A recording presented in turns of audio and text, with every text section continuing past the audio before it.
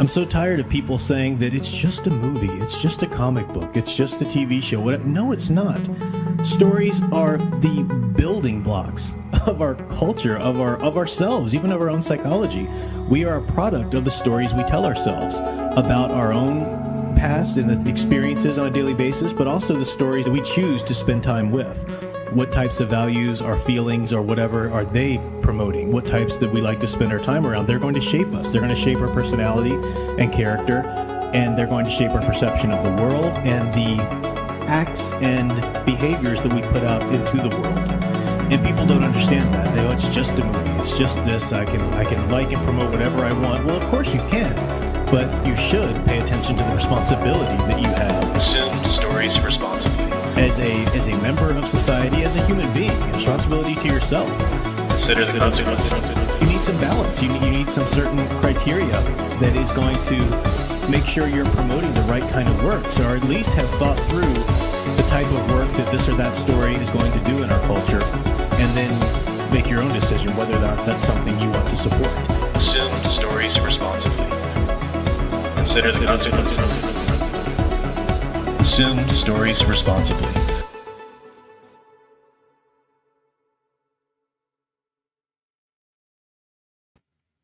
Hello everyone, I am Professor Geek. Welcome back to the channel, and welcome to another Office Hours live stream. Hopefully you're doing well. Hopefully you had a great week. Hopefully my audio is coming in well, nicely. Good job. Okay. Yeah, been another week. Just getting through. Still trying to get into the swing of things after winter break. Christmas break. I started, well, actually, one of the universities I teach at, I don't even start until this coming week. They just have this long, Christmas break. But it's gone back on some of the other things I've worked at. So it's hard to get back in the swing of things. Once you start vacating, once you truly kind of, settle into vacating, it's hard to go back. Anyway, so we'll talk about that a little bit, because one of the things I got to talk about tonight, the whole AI thing, came up from something that happened in a a session, a conference, a workshop, or whatever for one of the universities I work at, and I was like mind boggled at that. So we'll talk about that in a few moments. But welcome to everybody here, Ghost Planet Max Inc. Having a long conversation. I do want to put this up here, coffee, because this gets to the sentiment right here. I'm going to talk about it. There is no argument for AI art. The ones who argue for it don't care about art or the artist and just want results and what they want at any cost. It's pretty much true. I should say, when I say, because I left it kind of vague in the title, AI makes you stupid. I'm talking about AI, people who use AI for art, writing, music, art, whatever, and try to pretend that they're valid artists because they, since they've used AI. They're not. I'm not saying all AI creations are stupid. I think AI is for entertainment purposes. I said before, I like the trailers that people will put on YouTube, like what if Star Wars was made in the 50s, or what if a He-Man movie was made in the 50s or whatever, and it's AI trailers, and you can tell it's AI. It's very obviously AI. It's not pleasing to look at in any other context than going in knowing that this is just a goofy AI joke generated thing, But imagine the people who make those channels and make those trailers to be like, we're true artists. No, we created this with our own. The AI was just a tool, much like you would use a keyboard to write your stuff. It's just absurd. We'll get to all that in a moment. But but yeah, that's what I mean by. So I don't mean anybody who happens to use an AI generator to come up with an image for a thumbnail for a video or something like that. I mean people who use AI art in lieu of a skill that they should have, or a skill that they should, like in the Sega comics or whatever, somebody who's, let's say they were a writer, but they wanted to just use AI for the art because they're not an artist. They don't want to hire an artist. AI is just their way of getting into the game. No, AI is your way of cheating. So yeah, so I'm not saying anything you might use AI for just as sort of entertainment purposes, as a joke or a gag or whatever. I'm talking about people who try to pass it off as real art. It's not. We'll talk about that more. Man, Ghost Planet, you've got lots of things to say. Eldritch fan, popping in. Good to see you. Eldritch fan, you mentioned that Orientation, the novel, where did you say it? Oh, it was over in my, my interest in knowing the channel the Archive is publishing has just finished an audio production of John Jackson Miller's story. That's cool. I haven't read that novel yet, so I'd probably read it on my own first, but that's cool to know. Enzolo said he has to bail out for tonight, but good to pop in and say hi anyway.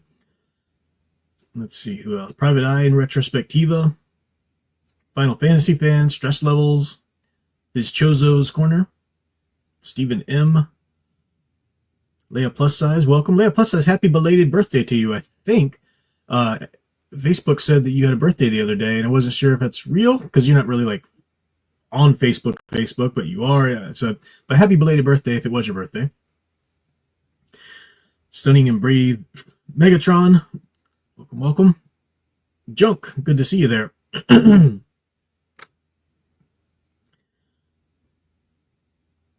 Yeah, Junk says, I remember there's a saying from Ghost in the Shell where if one depends on AI for everything, even cats and mice will outsmart them. Yep. Oh, it's a general dumbing down. We'll talk about that too. Sound Engraver, my dear sweet Sound Engraver, flexing her 7-month membership, said, yeah, I love the title and the sentiment. AI makes you dumber, among other things. It's true. Zachary Holler, welcome. Said, found your stream a couple days ago. I'm currently working my way through yours and Sound Engraver's work. Great stuff, man. Thank you. Appreciate that.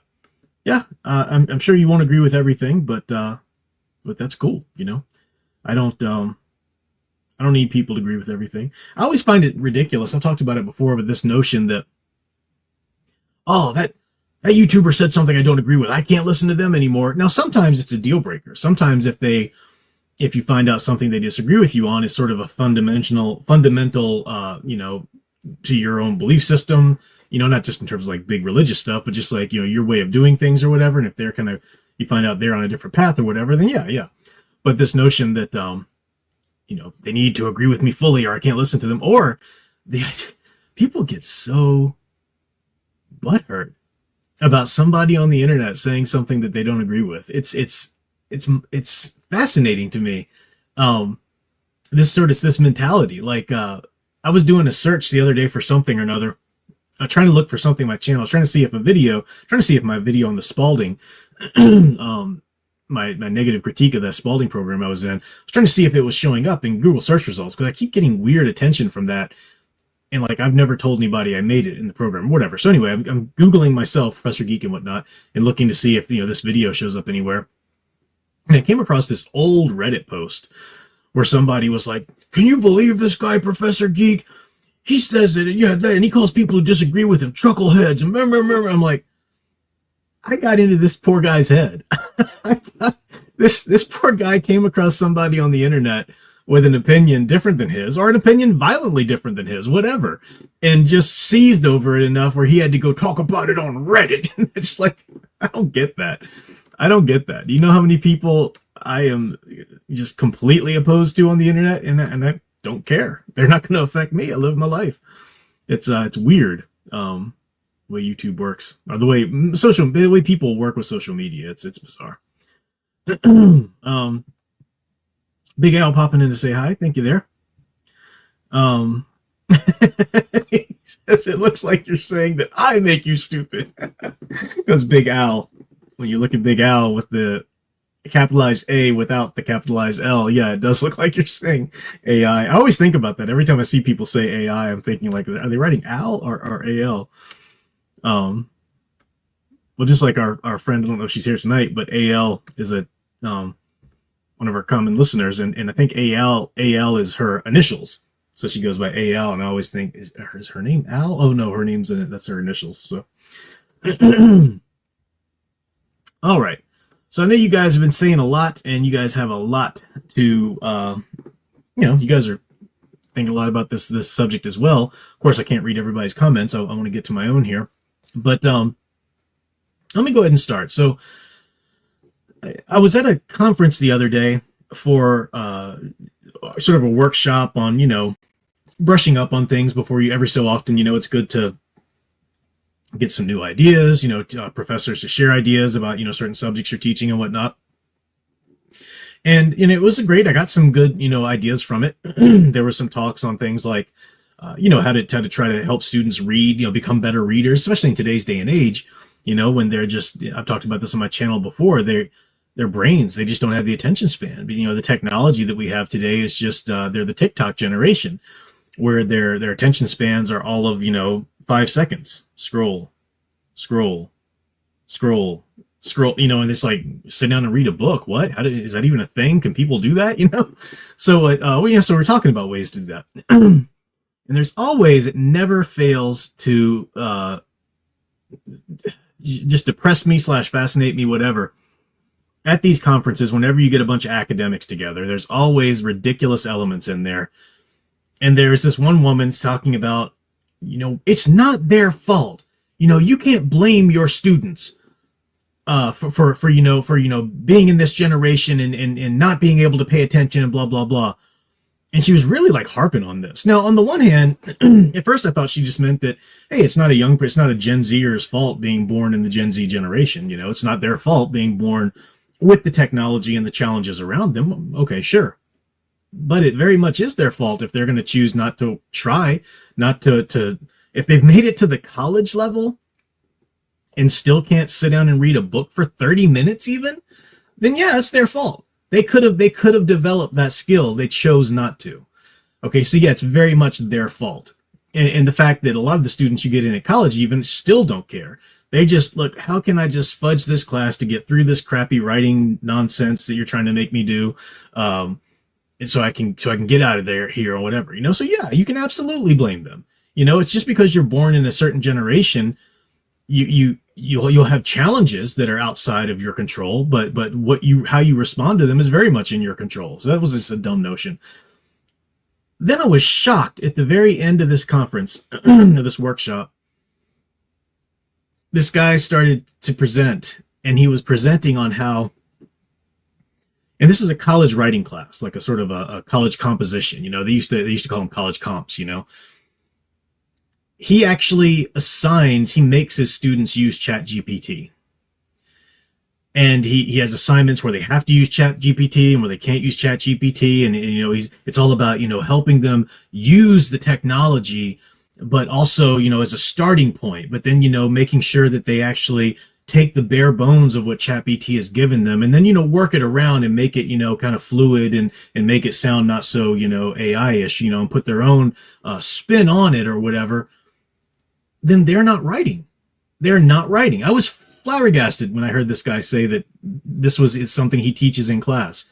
And there was this sort of overall sentiment around a lot of the professors, like, yeah, people, you really need to get on board and embrace this AI stuff. Come on now. You can't be living in the past. I mean, this is a tool that we have now.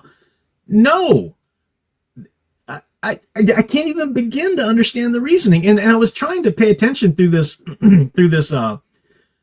this conference, like, okay, are they going to give me some sort of defense? Are they going to give me some sort of reasoning that they have, which maybe I won't agree with, but at least I'll still say, okay, they're at least coming from a side here. And they didn't. Like, the best they could come up with was, look, AI is a thing now, guys. ChatGPT's out there. They're going to use it. You might as well teach them how to use it responsibly. No, this is a class on how to write. It used to be a mantra that we said in writing classes all the time. And I don't hear it said very much anymore at all. But it's 100% true. Writing is thinking. That's so 100% true. If you're writing something out, the reason why it's hard, whether you're writing a report or an essay or a fiction, story or whatever, it's hard because you're having to think through it. You're having to order your thoughts. And you're trying to communicate something in a logical way, in a way that will make sense and actually get your meaning across to a reader. And especially if it's a creative piece that you're writing, you want it to get your meaning across in a creative way. It's work. It's thinking. Writing is thinking. And people who don't write or can't write well at all, and this is a controversial thing to say, I don't care, it shouldn't be. It used to not be a controversial thing to say at all. If you can't write well, you can't think well. And I don't mean like, okay, maybe you have problems with the actual tactile process of writing, if you need to dictate or something like that, whatever, that's fine. But if you can't produce a written piece of work through whatever, means that's not, it just should be your thinking, straight to the screen or to the paper. All right. ChatGPT AI is not just a tool. It's something that thinks for you. And that's crossed the line. That's no longer a tool. It's no longer just like somebody using a pencil. No, it's not. That's a ridiculous argument to make. It shows how dumbed down your thinking already is, if that's your defense. Look, it's just a tool. It's like any other tool. No, it's not. It's doing the thinking for you. That's not okay. We'll talk more about that in a second. People who can't write can't think very well. If you ask somebody, one of the essays that commonly get assigned to students is, a core belief essay. Write about something that you really believe in, one of your core beliefs or something that you do in this I believe type essays, And the point of that kind of essay is to help students realize that, you might have gone all your life and big picture things like, do you believe in God or not? What do you believe about abortion? Like big picture things that people tend to have pretty strong opinions on or thoughts on. They're pretty strongly, in one niche or the other, usually. Even if it's like, an agnostic, they're usually pretty strongly, this is why I don't believe anybody could say there is a God or there isn't a God. They're strongly attached to a belief in some way, usually. And then you have them start writing out why. Write out your reasons. Make it make sense to the reader why you believe this. They can't do it. It's very hard. It's very difficult because today's society has just privileged or allowed people to just say, I just believe it. Don't judge me. I just believe it. I just want to believe it. Yeah, but can you give a reason for it? Is there do you have a line of reasoning? Can you explain to me why you believe this? I don't mean in sort of a debate form. I don't mean, show me how, beyond a shadow of a doubt. No, like, can't you show me how you come to this belief? And they can't do it. And that's poor thinking. And that's what technology has created in people today, especially young people growing up with this technology. And now they have AI as a crutch to go through the rest of their life, not having to correct their brain's atrophy, not having to, learn how to think well and learn how to communicate well. Now they just have AI to do it for them. No. That's crap. That's garbage. That has nothing to do with don't be left behind, guys. This is the new technology, the new age. No, that is dangerous. That is creating these zombies in the world. That is not at all okay. 100% no. Never let a student use AI in the classroom. So that's my own personal, where it touches my own profession and whatnot. And you see it out there in the creative world too. I mean, there are, I'll say more about this in a moment, but I'm actually starting to publish my short stories just straight up to Kindle, straight up to Amazon, one at a time, just, like $2 a piece or whatever, And I've got my first one. It's about to be processed, I think, tomorrow. I'll talk more about that later. But so for the last, month or so, I've been really kind of researching, just to make sure I do it right on Kindle and all this kind of stuff. And there are so many people who are trying to jump on this sort of bandwagon, this sort of get rich quick scheme with Kindle. And, some of it's, sure, okay, there's nothing ideologically opposed to that or whatever, like people who want to do journals, like, look, you can publish your journal and, because it's blank pages and you just come up with a pretty design or a pretty theme or whatever and sell it. Sure. Okay. Whatever. If you want to do that. The big thing right now, apparently, is some people doing crossword puzzles. And they'll use ChatGPT or they'll use something like that in AI to kind of, throw together crossword puzzles. Okay. I mean, that's, there doesn't need to really be a human element to crossword puzzles. If you want to use a computer generated, algorithm or whatever to spit that out and then you check it and make sure it's actually right. Sure. Whatever. That's fine. But there are people who truly have AI write them a book and then they put it on Amazon. They get an AI cover and then AI children's book, and they tell AI, write me a children's book about a dog in a magical world with whatever, and they think that they've written that book. They think that they have some sort of authorial ownership of that book. They don't. They absolutely don't. And people say, well, what's the point? Well, what if I'm using my writing, or you get this with artists a lot, right? Look, I'm using my art. This is something that I drew, but I'm asking AI to shift it to a certain style or whatever. So AI is just my tool, guys. It's just like a filter I might use on my, digital creator. No, it's not. AI is gathering everything it knows from other human being creators. And then they come back with this. Well, what's wrong with that? I mean, us humans, we learn from other people, right? We're inspired by different artists and things we see. So what's wrong with the computer doing that? Because it's a computer. What do you mean? What's wrong with a computer doing that? A computer doesn't get that agency. How can you? The reasoning behind this is so ridiculous. If you're an artist or a writer or whatever, and you start, or a musician, because Sound Engraver he's talked a lot about AI art, especially in the musician vein, our last few streams. But if you take something that you've created, like the first form of it, and you go put it in an AI art for, you want AI to do this or that to it, AI has become your co-artist. AI has become your co-writer. You don't have full ownership of that work anymore. You can't get to claim credit for that anymore.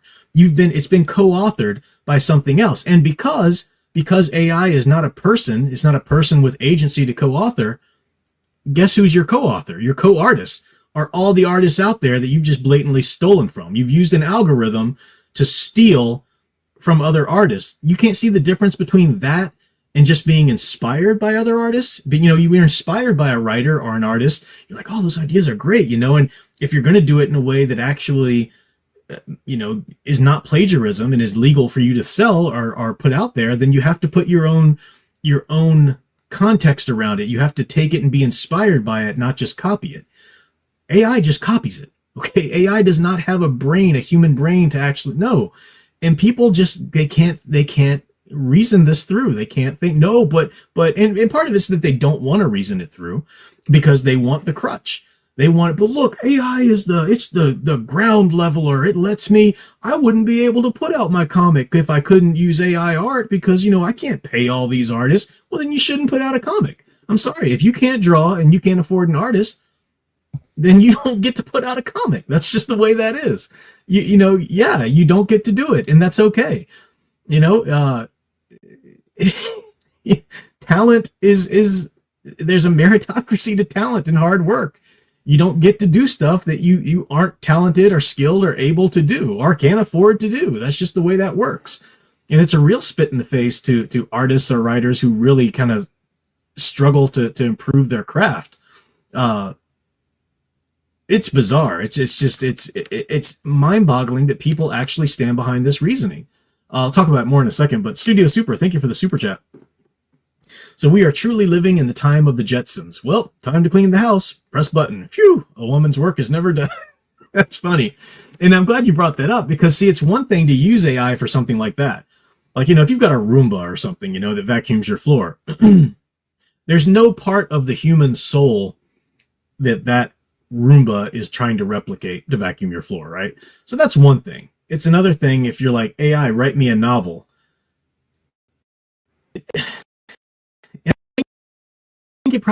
Art is only there to entertain, Art doesn't affect you in any way. It doesn't shape who you are. It's just there to entertain. So if a computer generated it versus whatever, then that's all it is.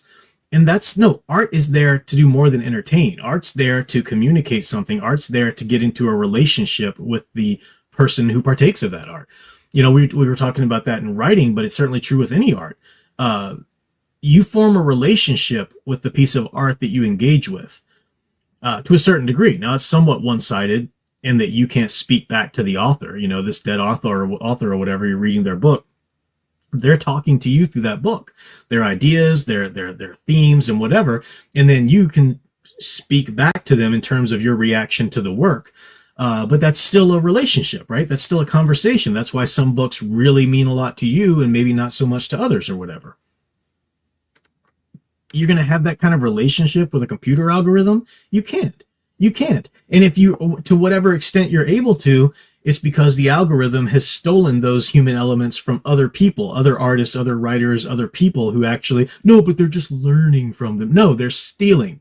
Stop it. It's an algorithm. It's not a person. It's not a person who can be inspired by something. It's a freaking computer algorithm. Speak English. Use the facts. Stop trying to spin this in these ridiculous ways. Oh, man. Sound Engraver for $2. Thank you so much, my dear. Said, but Prof, billions should make art. Billions. No. Yeah, if you're not able to make art, then you can't make art. If you need to put in a lot of years and a lot of hard work to be a writer or a comic artist or whatever, then guess what? You need to put in those years. You don't get to just click a fast track. And the notion that today's generation just thinks they should be able to do that is depressing. It says so much about who we are as a people today. It's disgusting. I could not believe the college professor. And there was one woman too, the same woman who was like, it's not their fault. She spoke up and she said, yeah, I use ChatGPT in my classes, and I don't know why, sometimes I just feel so guilty for doing it. And I think maybe it's wrong. And I don't know where that's coming from, because I know in my heart that it's the right thing to do. I'm like, you have a conscience, for crying out loud. What do you mean you don't know what you're doing? You have a conscience. I never heard of it. And that's just how twisted these people's minds are, twisted their souls are. Oh, it's just so bizarre. Let me see what's going on in chat here.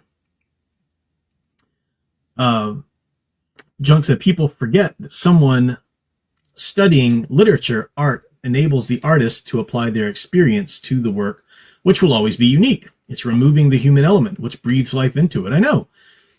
Absolutely. Stephen M says, yeah, if AI wants to do a mundane task like clean my house, I have no problem with that. Yeah, there's no art involved in that, right? A calculator is that to some degree, AI art is soulless. I agree. Ohas, is that how you pronounce your name? Yeah, it's like I was saying about those channels I watch, which do the kind of fun trailers, no one's trying to pitch that as though this is true art. It's like a fun, like, look at this silly little thing we created by, sort of what if this or that, and look what AI created for us. And it looks ugly. I mean, it doesn't look totally ugly, but you can tell it's AI generated. You can tell it's soulless. You can tell it's not human, but, yeah. Zachary Holler says, democratizing art to the lowest talentless common denominator. Art should be excellent. You can't have excellence without the human capacity to fail.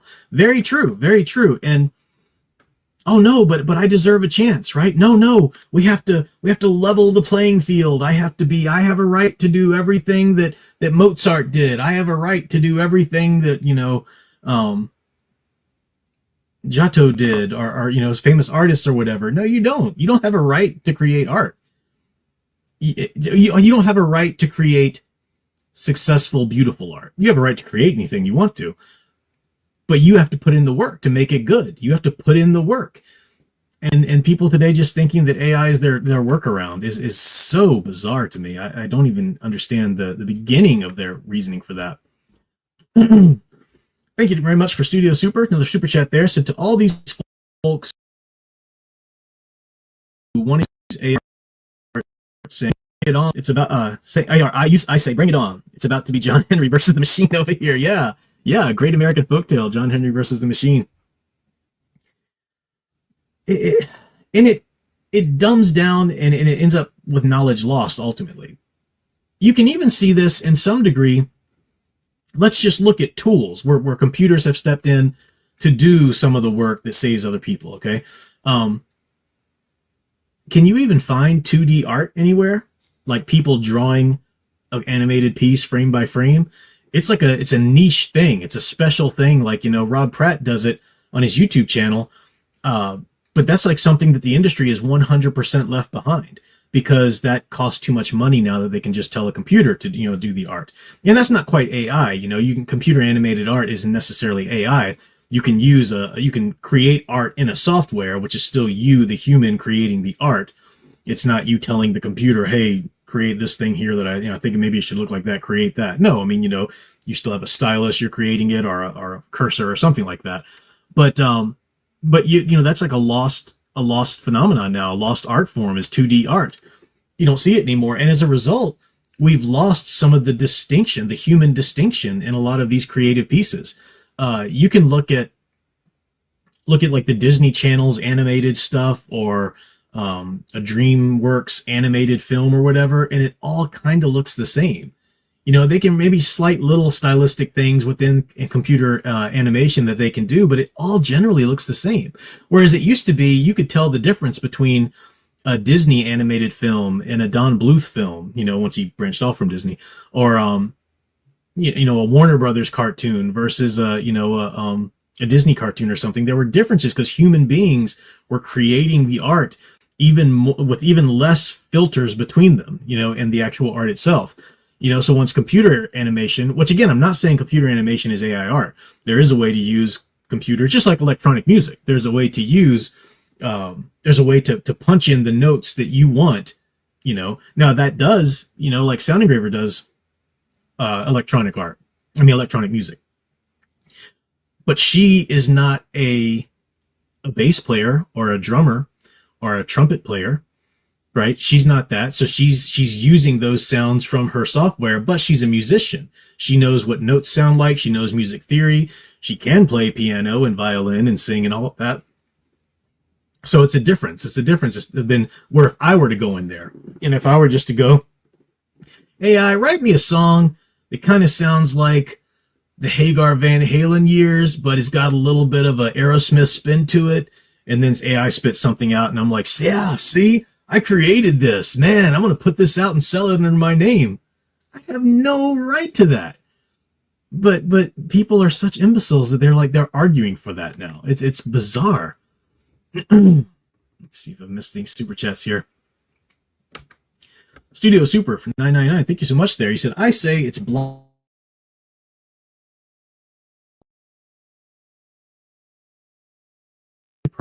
Studio, the screen froze there for a second. I want to get your whole chat in there. So thank you for the super chat. You say, I say it's blind progress. We're too obsessed with what we can do. We discard asking what we should do. And as a result, we are going to go down a path so many fictions has warned us about. Tragic. Yeah. You know, science fiction's always warning you about, you know, the dangers of AI run amok. And, you know, maybe it won't be the Terminator. Maybe, you know, I'm reading Mass Effect and playing that now. Maybe we won't have the Geth coming after us, but we will lose our soul in some which way or another, some measure of it, by trying to use AI for art. It's so bizarre.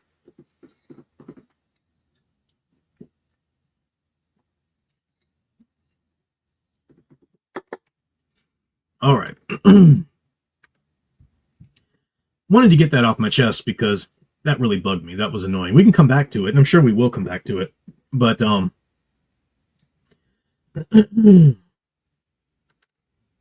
yeah, I was talking about He-Man. I remember movements in something like He-Man looking great before knowing what rotoscoping was.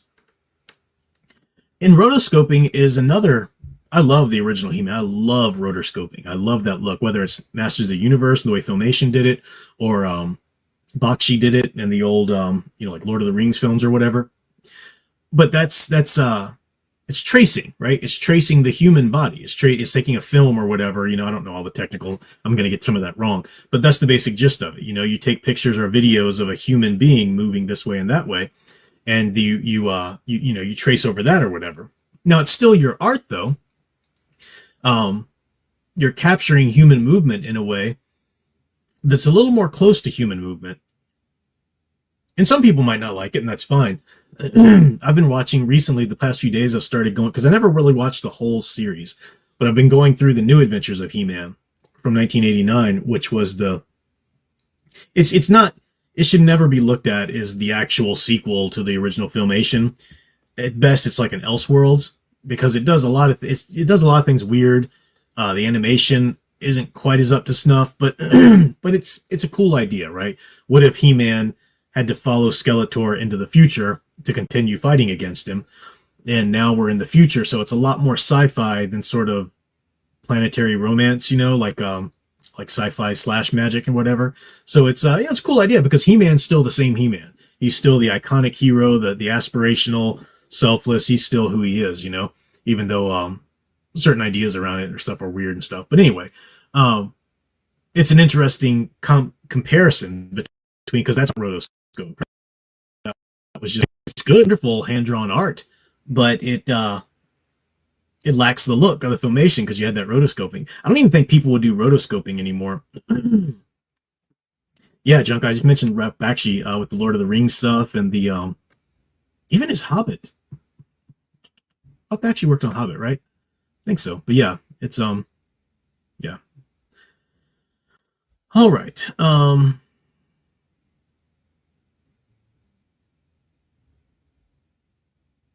I didn't know this. I don't really follow James Cameron much because I don't really care for him and his opinions. I think he's kind of an idiot about his philosophies and commentary on society after some things I've heard.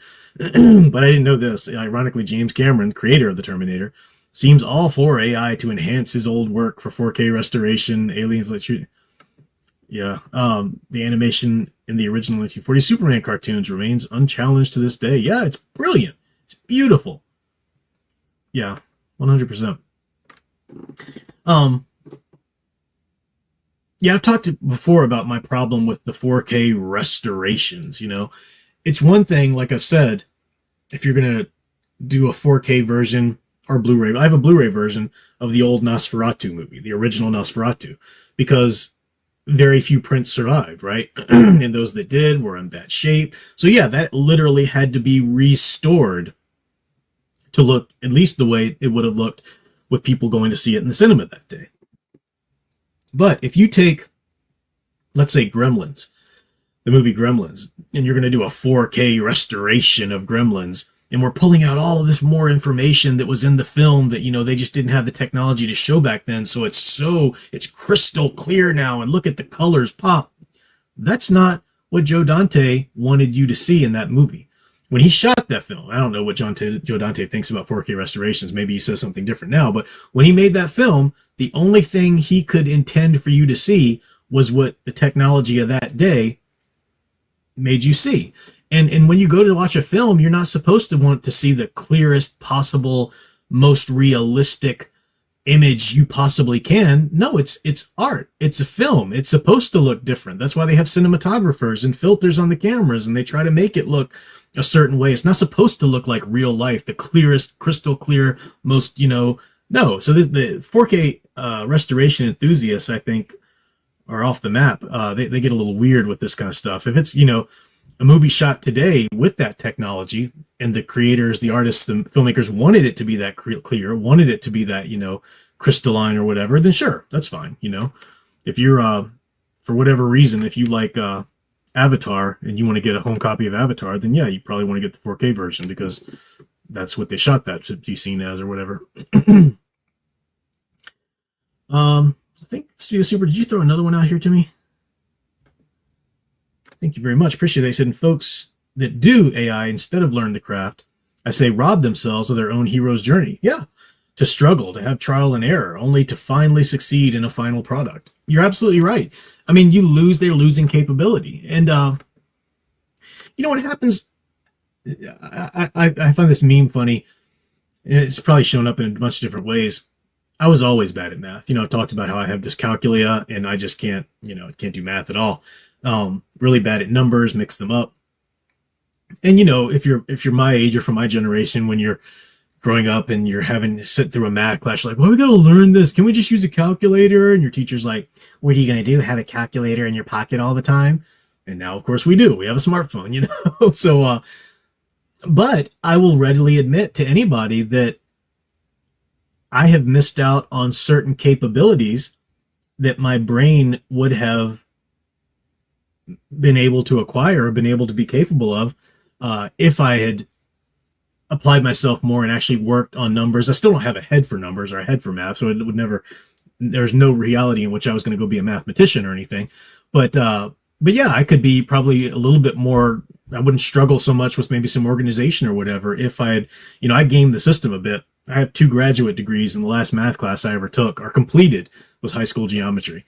Because I was able to game the system, not game the system. I was able to take certain programs which only required these credits or these credits as a mixture of science and math credits and so forth, and made it to my majors. And once you're majoring in stuff, especially at the graduate level, they don't care about what your math score was, if you're a writer.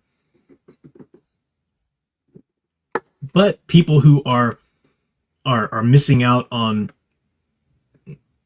art, if they're just not artists, I have a lot of students who think art's dumb, man. I just want to watch a TV show or play a sport.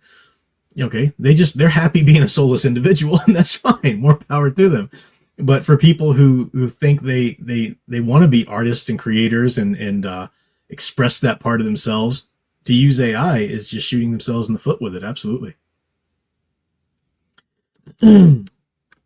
Samuel Proctor, I have caught students now and then. There are filters that exist.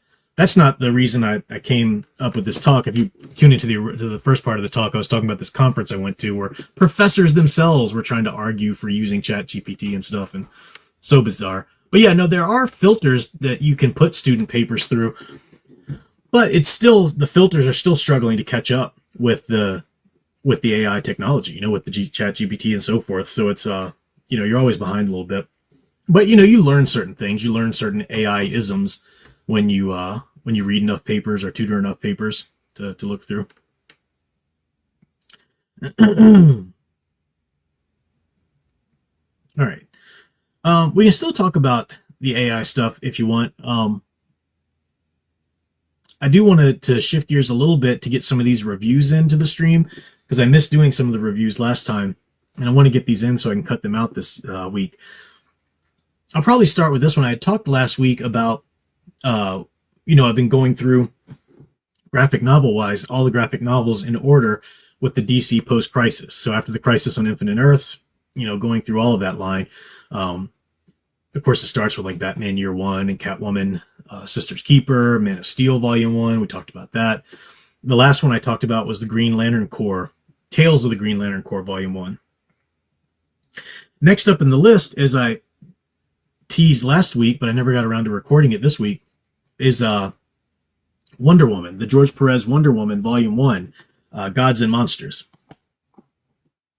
And I've read these before in the past, but I'm rereading all of these. There's a lot of the ones in this line of graphic novels from the DC universe, from post-Crisis to now.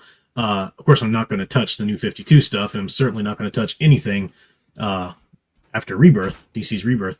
But a lot of them I've read. I've read the Wonder Woman ones, but a lot of them I haven't read.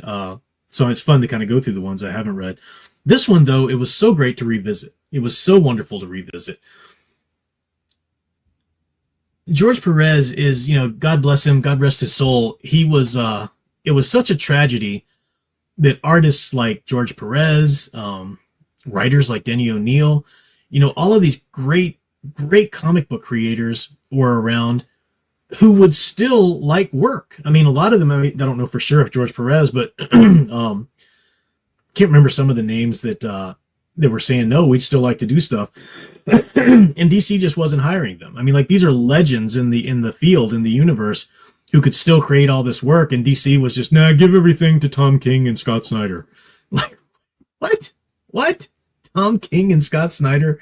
Why do they get to write everything? I mean, what if they really, Scott Snyder, maybe one or two things here and there, but like, they just don't deserve all this. I don't understand how, well, DC just picks like 3, of its writers that it claims is good, and ignores all these wonderful artists still capable of giving us things, but because they're older, I guess, or whatever, I don't know. I mean, George Perez eventually passed, which is sad. But George Perez's Wonder Woman really stands up. Every iconic Wonder Woman fan you meet will love his work. It's not perfect. I'll say, I'll say one or two things that I have issue with in a moment. But this is actually a strength. It's going to sound like it's a critique. But this line of graphic novels of comics from George Perez's Wonder Woman feels more like reading a novel, like a traditional novel, than any other comic book I've ever read. Now, normally that would be a critique. That'd be a bad thing, right? Because you're supposed to feel like you're reading a comic. It's supposed to be images and text working together, and it shouldn't be so text heavy. George Perez pulls it off in a wonderful way, though. Like, look at this page I have open here. Beautiful art, first of all. George Perez pencil. I think was it Carl Kessel that inked this? I'm also reading Legends right now, so I'm getting some of it confused. George Perez would come up with a story. Len Wein actually scripted it. I can't remember if he had an inker or not, because I'm conflating it a little bit with... No, I think it was all him. I think the art was all him. Anyway, the art's beautiful, and the art is so detailed and so well done.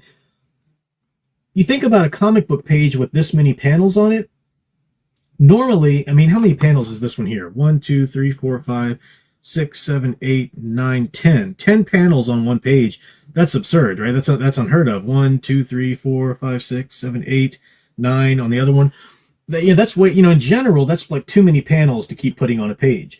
And the reason it's too many panels to keep putting on a page is because the art will start to suffer. If the panels are so much smaller, the artist will tend to just sort of suggest things rather than draw them out completely. You get a lot more sort of minimalist art, which hurts the overall effect if that's not the way the whole, book has been drawn.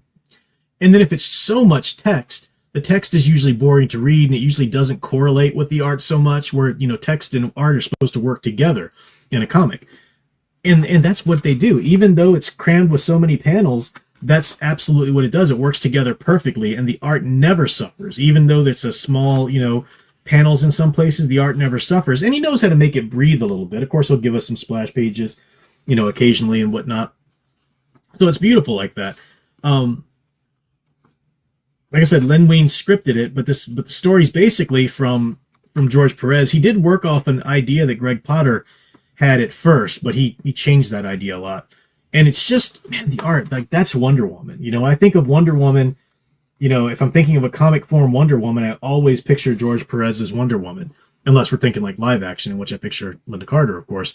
But it's a good solid arc too. Gods and Monsters. It's I know that this is the stupid name that James Gunn has given to his whole cinematic DC universe, which is dumb. Gods and Monsters is a horrible way to think about the DC universe, but it's a great way to think about Wonder Woman's little corner of the universe, because Wonder Woman literally deals with the Greek gods and monsters from Greek mythology. So that's fine. It's a new sort of origin story for Wonder Woman, which is great.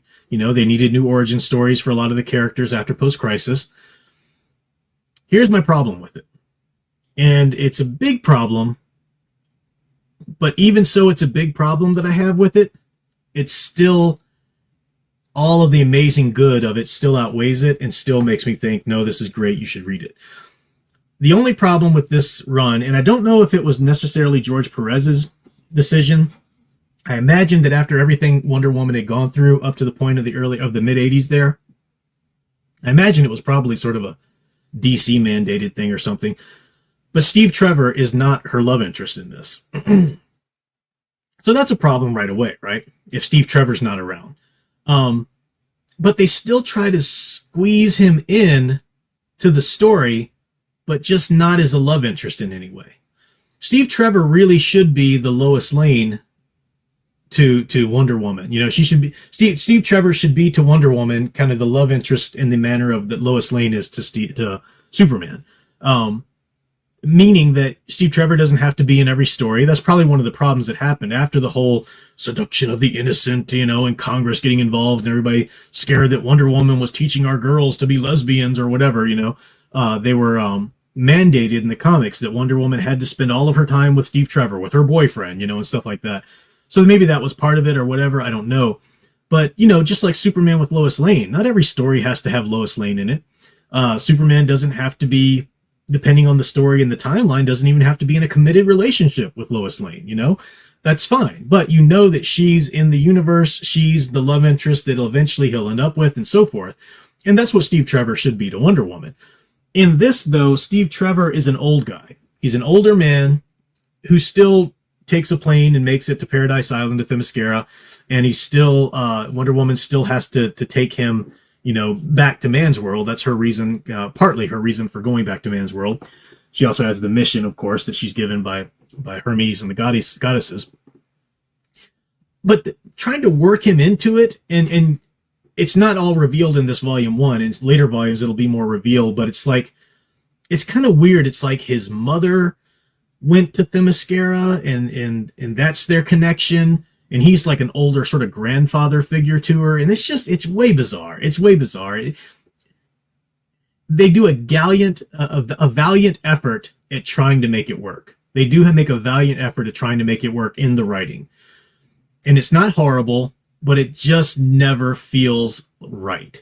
it just never feels right throughout the entire run. The whole weirdness they did with Stephen Trevor. I would almost rather they just take Stephen Trevor out completely if they're not going to let him be the love interest, because it's just weird what they do. Like, he ends up marrying Etta Candy, and it's no, it's not. So that's my only critique of it. But again, like I said, as big and as problematic as that critique might sound, and the way I'm talking about it, it's like, yeah, you don't do that. It's so overshadowed by all of the truly epic, wonderful. Like, this is the iconic Wonder Woman. That's her. That's her in character and spirit, 100%. It's beautiful. It's a beautiful piece of literature, and it is a piece of literature. I'll hold this up against any great novel. I mean, this is wonderful literature, 100%. So I absolutely recommend George Perez's Wonder Woman: Gods and Mortals. I recommend his entire run, really, but we'll talk about the other volumes when we get to them, when I'm going to them through the order of reading. Let me, I see a couple super chats that I've missed here. Let me catch those before I get to my other reviews. Studio Super, thank you so much for the 999. You said, oh, math sucks. Like the alphabet folks. It can't decide on a single method to solve a problem. Use this method to solve this, except for this and that, and use that. Yeah, I know, the whole, and now there's like the new math and all of that stuff. Yeah, I can't, I just know. Basic addition and subtraction I can handle. I can handle basic multiplication. I mean, division starts to get like, what? And then there's so many different ways to divide it and so forth. It's just, oh, yeah. Eldridge Fan for 499, I think you said, idea for a future vid. A lot of conservatives are talking about cutting degeneracy out of art. How far will it go? I think Rogue's rear end won't, let's see the end, meet their approval. I don't really know I don't watch a lot of conservative pundits really. So I don't know what you mean by that. I'm against censorship. So I think if a piece of art, like as much as I hate The Boys, I think that series The Boys is disgusting. I think it's horrible for culture. I think it's bad for people who watch it, but I wouldn't in any way advocate that it should be censored and that they shouldn't be allowed to air that show. No, I'm 100% against that. So I guess I need to know more specifics. Maybe send me a link to somebody's video or whatever, to hear exactly what they're talking about. Just to make sure that I'm actually responding to the right thing, All right. The other review I want to get in here is continuing my journey through the Legends of the Dark Knight run, which started, as I've said before, just giving sort of a recap. I think it started in 1990. It started as a response to the popularity, the Batmania that came up after Batman 89, the Tim Burton movie. And Batman needed another title because people were just desperately wanting Batman comics. And they would come into the shop and people would point them to Batman or Detective Comics or whatever. And the problem was that they were in the middle of story arcs that had begun, a long time ago or whatever. So new people coming into Batman wanted to know where's a jumping on point, this and that, and rather than going back and buying a ton of back issues or starting out with these graphic novels or whatever, they had a run which is just sort of standalone stories, maybe 2, 3, 4 issue arcs, at the most. And they were all stories that took place towards the beginning of Batman's career. That's the general rule. And the other general rule is that you don't really have any other DC heroes crossing over into this line. They fudge that a little bit, like I said, with the Cavalier or the Viking Prince and so forth, but no real big, recognizable big deal DC heroes. I have 2 issues that I'm going to talk about tonight.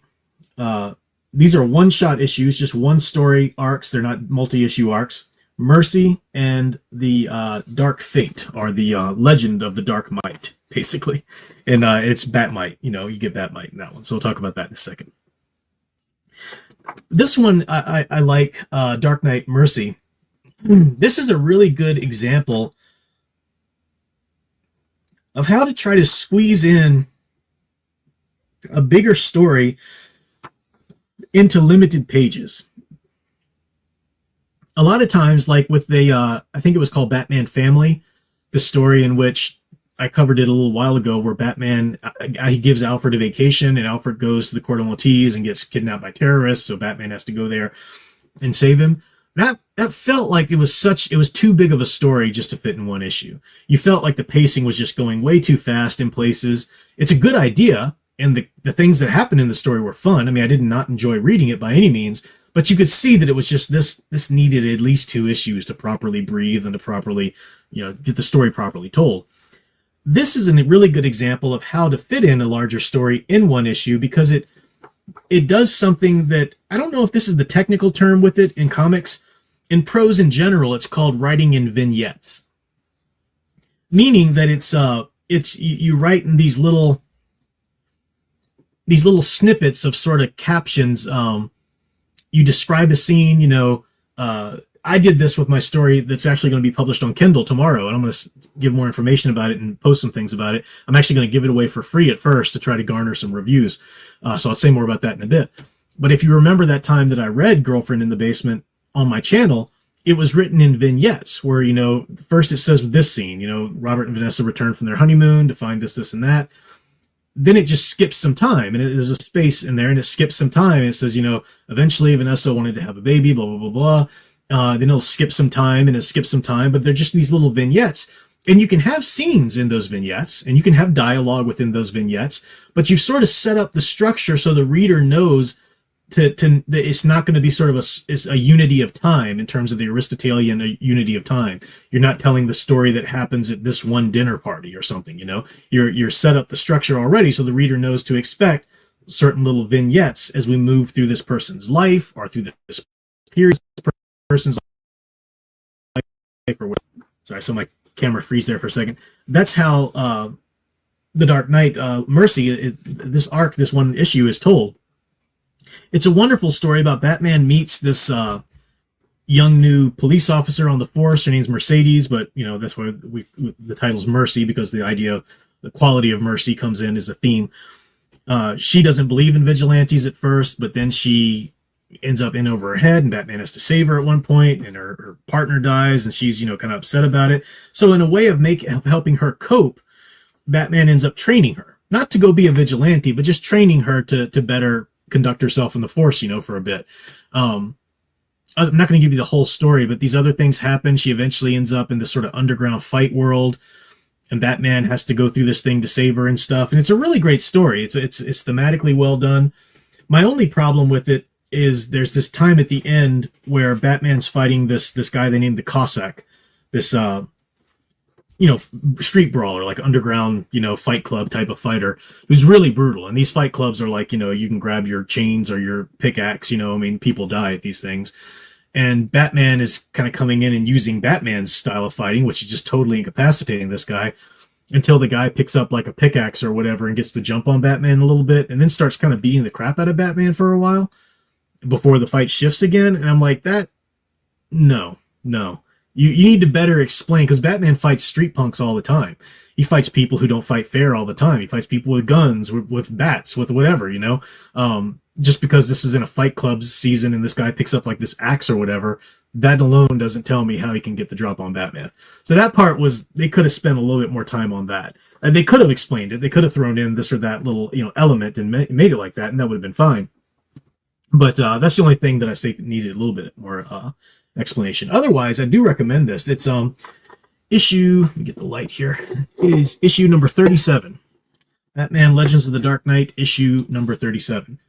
Great read, really good. If you're a writer, it's a really good, like I said, example of how to fit a longer, bigger story into a small single issue. And that's the kind of thing that I love anyway. I'm a specialize in really short stories, like the tale, writing the tale and stuff. And so this was a good example of that. The other one, Legend of the Dark Might. If you know anything about Bat-Mite's this character. He's kind of like Batman's, to some degree, he's like Batman's counterpoint to Superman's Mr. Mxyzptlk. The little imp from the fifth dimension, Mr. Mxyzptlk, or Mixie as they call him sometimes, the villain that Superman has to fight sometimes. Well, Batman had Bat-Mite. Bat-Mite is also an imp from another dimension who idolizes Batman, who thinks Batman's the coolest thing ever. So he wants to dress up as Batman. He calls himself Bat-Mite.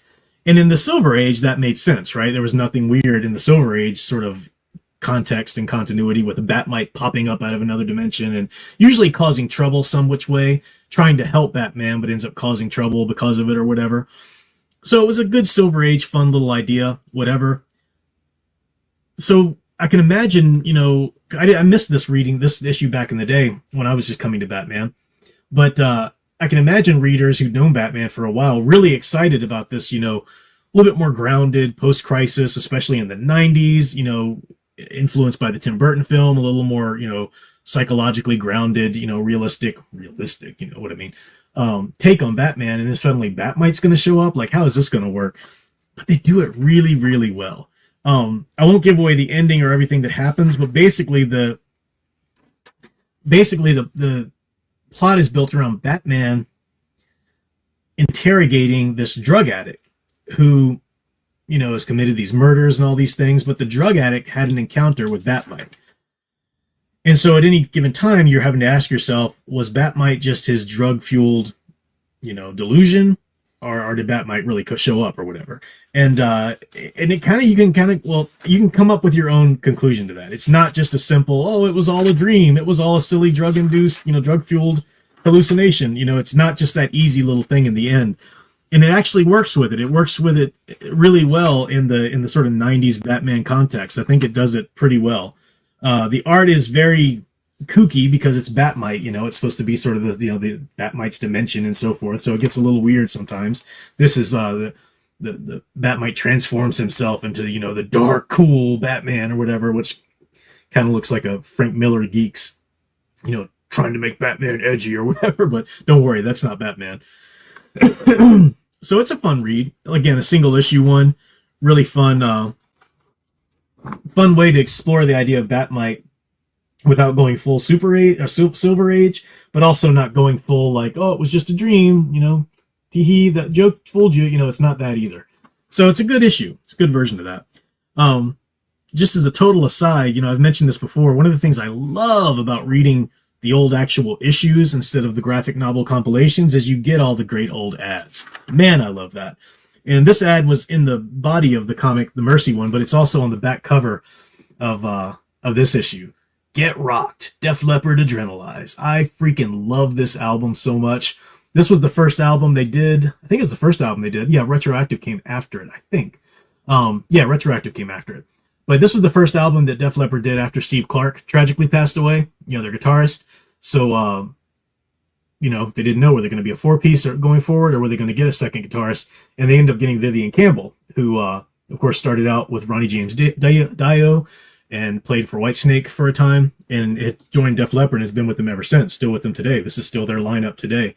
They're not a band that changed lineup a bunch of times, after they sort of settled after their first couple albums, after Steve Clark died, they replaced him with Vivian Campbell and just kept going. So that's neither here nor there. This isn't comic book related value. I just love seeing this stuff, and I love seeing, man, I just remember, I think I might even have that poster on my wall, because I love Def Leppard. That's just so cool. I love seeing those little touchstones from childhood, the ads and whatnot. And there'll be ads in the comics for other comic lines, that succeeded or didn't. It's just so much fun to see. So those are my reviews for tonight that I wanted to get in. Let me see, super chat wise, what I missed.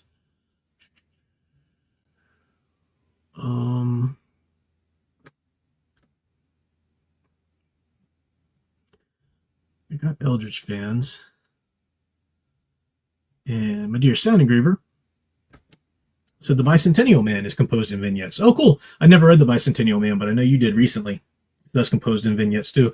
Yeah, it's another style of writing. It's not a style that I recommend if you're a new writer who struggles with, so my screen freeze.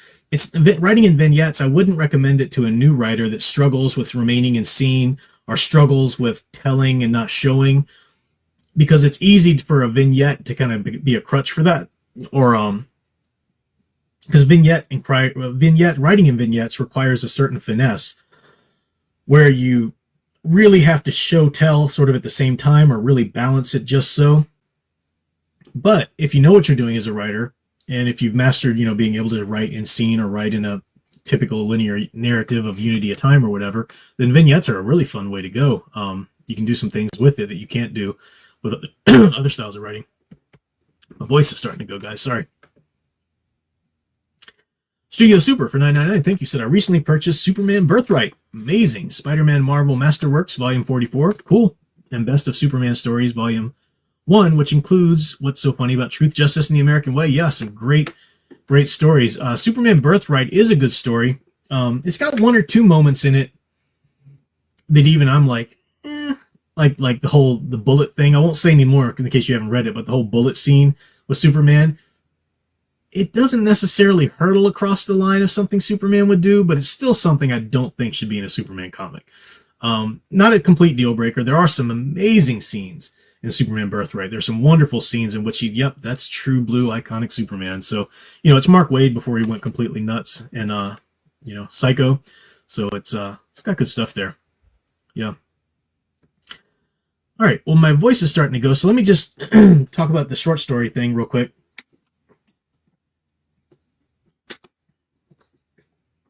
Just to reiterate this, it's my short story, Girlfriend in the Basement. I'm going to start publishing my short stories one by one just to Kindle, to my author page on Kindle and on Amazon.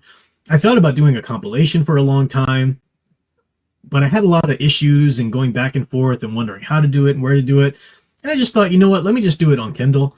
I think it's like $2 or $2.99 or whatever. They're very short tales. They're very short reads. In fact, it's called Girlfriend in the Basement, a science fiction short read, or a short read of science fiction. I forgot how I'd subtitle it. It's not available yet because once you upload something to Kindle, it takes up to 72 hours for it to process and be approved and all of that. So I'm guessing tomorrow evening at some point, it'll be available for purchase. Once it is, I'll either do a little short video just speaking into my phone camera, or I'll do it as a YouTube post or something. But I'm going to give it away for free for a certain time, maybe like a day or 2 days or something like that, with the hope that I'll get some reviews, So hopefully if you do pick it up and you like it and you can do a review on Amazon of it for me, that'd be great. But I won't give it away for free forever. It's just at first to get some traction going. I'll probably do that with each of the ones. I've got a lot of short stories in the queue already, and I'm working with some cover artists, and I'm working with, formatters and stuff like that to keep getting them out. I'm going to do at least one a month. So this one's a January one. I'm going to have the February, March, April, so on, because I have so many of them written that they're just ready to go. So it's not like I have to do much work, necessarily. So, keep, tabs on either my community posts or just come back or whatever. I might just do it as a short video and say, hey guys, it's up. You can go buy it at Amazon. Here's the link or whatever in the chat or whatever. And I am going to give it away for free at first, with the hopes that you would do a Amazon review for me. But that's the idea there. So, thank you, my dear Sound Engraver. Sound Engraver says, Professor Geek's stories are short, poignant reads. Yeah, I've talked about it before, but I'm kind of, taking inspiration from Edgar Allan Poe, that a short story should be short enough for somebody to read in a single setting.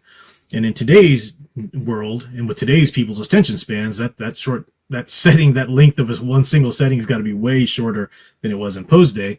But also the idea of unity of effect, where if you step away from a short story, it should really feel like it affected you in some way, like a certain, it either terrorized you or made you sad or made you think about this thing or made you feel uneasy or made you feel joy or whatever, I like that idea. So that's what I kind of tend to write around. And this short story is a first in a series, and it's listed under the series Objects of Desire. So it's the first in the series, and there can be about 10 of them in that. So you can keep up with that. All right, let me finish up my last couple super chats here before I call it a night. Studio Supers, thank you so much again for the super chat. Really appreciate the chats, the tips you're throwing. Also, if you heard about the situation with Neil Gaiman, it goes to show never trust anyone that identifies as a male feminist. What did you do that you now have to correct this hard? I don't know anything about the situation, but I do know that something happened and he's accused of this, that. I know none of the details, but I did think exactly what you said. I haven't really been able to take him seriously for a long time because he totally swallowed the whole, not just being a leftist or just having leftist politics. I know most of the writers in Hollywood or entertainment industry are like that, but he became a total ideologue, right? He swallowed that ideology and pushed that ideology. So I just didn't, even though I've loved some of the things he's written so much in the past, I haven't taken him seriously in forever. And the fact that, that's what they do. They eat their own. The leftist ideologues, the feminists or whatever, they will eat their own. So no man claiming to be, yeah, I hate my own manhood, I'm with you, ladies. No, there's only a matter of time before you're thrown under the bus too. That's what they do. Studio 96 Films, thank you so much for the super chat. Appreciate it. So kinda to go back to the conversation about AI, I came across a permission page that asked to have my resume be reviewed by AI. Yeah, it's really weird. It's they're doing. I tutor for a different university than the one that I teach at, and they're giving students AI tools to check for things, and to a certain extent, like you've got spell checker in Microsoft Word, okay. But if you've ever used it, you've got to go back and a human has to check that, because it doesn't, even some of the sort of the prose flow issues it'll pick sometimes. It's like, no, that's not actually right. That's not, it's better like this, it takes somebody to check it. And I can't believe they're giving students AI tools outside of the context of a human tutor. Like if you want to see, here's what AI can catch, and now go talk to your human tutor, if it was valid or not, sure. I mean, it doesn't make a lot of sense, but whatever. But they're actually letting students do that. Yeah, so AI reviewing resumes or whatever, it's weird. It's weird. But do remember that Sound Engraver's stream is tomorrow, 5:45 p.m. Eastern, she says. Her stream is already up. She'll be talking about more. I don't know if she's talking about AI again, but she's been talking about that for the last few weeks and has some great things to say. Yeah, I agree, Santa Project is a shame. I just finished Graveyard Book, which was great. I love the Graveyard Book, too. I liked a lot of... First novel I ever read from him was Neverwhere, which I liked. And, of course, I read American Gods. Yeah, he wrote some great stuff in his day, to say nothing of, like, the Sandman comics and stuff. He was one of the writers I really got into back in the day. But like a lot of them, I loved a lot of Mark Waid's old stuff. I can't take him seriously anymore. Can't take a lot of these writers seriously these days. But we are seeing a cultural shift, slowly but surely. Maybe Monday will mark a milestone in it, so it's coming. But great to see you guys here tonight. Hopefully you have a good week ahead, a good weekend, a good restful weekend. I know I am going to go veg and not talk for a while. But, yep, keep enjoying and digging deeper into the true blue stories you love. Thanks for watching.